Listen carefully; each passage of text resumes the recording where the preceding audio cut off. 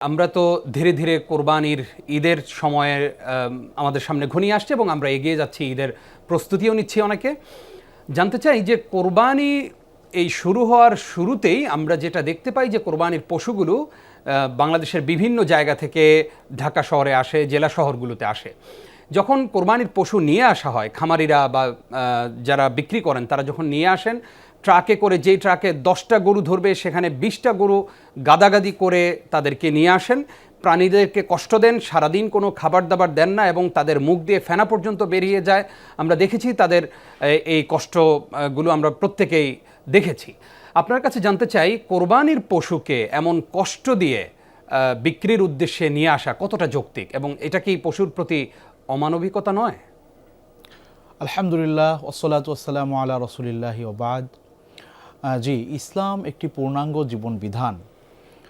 কোরবানি একদিক থেকে আমাদের জন্য আরোপিত একটি ইবাদা, এর পাশাপাশি মানবিকতার দিক কিন্তু ভুলে গেলে এখানে চলবে না। যারা ব্যবসায়ী রয়েছেন, নিঃসন্দেহে আপনি কোরবানির পশু বিক্রি করে এটা লভ্যাংশ আপনি গ্রহণ করবেন, আপনার জন্য সেটা বৈধ। কিন্তু অবশ্যই আপনাকে ইসলামের সামগ্রিক সৌন্দর্য ভুলে গেলে চলবে না, অন্যান্য মানবিকতার দিক ভুলে গেলে চলবে না। মুহাম্মদুর রাসূলুল্লাহ সাল্লাল্লাহু আলাইহি ওয়াসাল্লাম এত বেশি গুরুত্ব আরোপ করেছেন অন্যদের অধিকারের ব্যাপারে। একটি হাদিস আল্লাহ রাসূল সাল্লাল্লাহু আলাইহি ওয়াসাল্লাম বলেছেন, যেটি শাদ্দাদ ইবনে আউস থেকে বর্ণিত, সহিহ মুসলিমে হাদিসটির উল্লেখ আছে। আল্লাহ রাসূল সাল্লাল্লাহু আলাইহি ওয়াসাল্লাম বলেন, ইন্নাল্লাহা কাতাবাল ইহসান আলা কুল্লি শাই। আল্লাহ সুবহানাহু ওয়া তাআলা প্রত্যেকটা ব্যাপারে, অন্য মানুষের উপরে, পশু পাখির উপরে, সকলের উপরে ইহসান করাটাকে আবশ্যক করেছেন। ইহসান কাকে বলে? অর্থাৎ একজন মানুষের যতটুকু পাওনা, এটা দেওয়ার পরে আরও বেশি দেয়াকে ইহসান বলে।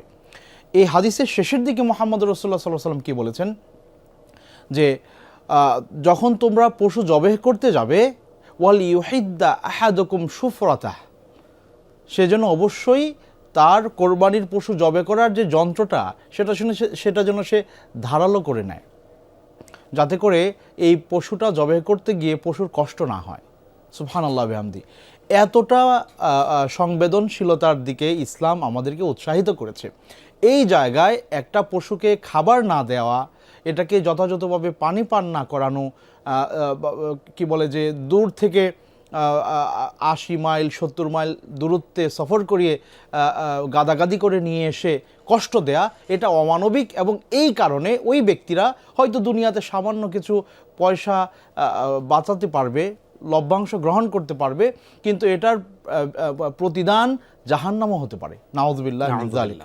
যেহেতু আল্লাহ রাসূল সাল্লাল্লাহু আলাইহি ওয়াসাল্লামের আরেকটি বর্ণনা রয়েছে হাদিসে, যে দাখালাত ইমরাআতুন আন-নার, একজন মহিলা জাহান্নামে প্রবেশ করেছে। কেন? ফি কিত্তাতিন, একটা বিড়ালকে কেন্দ্র করে। কেন? তাহবাসুহা, সে তাকে আটকে রাখতো। ওয়ালা তুতঈমহা, এটাকে খাবার খাওয়াতো না, কষ্ট দিত।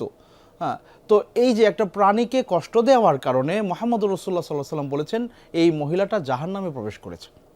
তো এই জন্যে আমরা শুধুমাত্র সামান্য কিছু পয়সা সেভ হবে এই চিন্তা করে কোরবানির পশুকে কষ্ট দিয়ে জাহান্নামের পদযাত্রী হব, এটা তো কল্পনাই করা যায় না।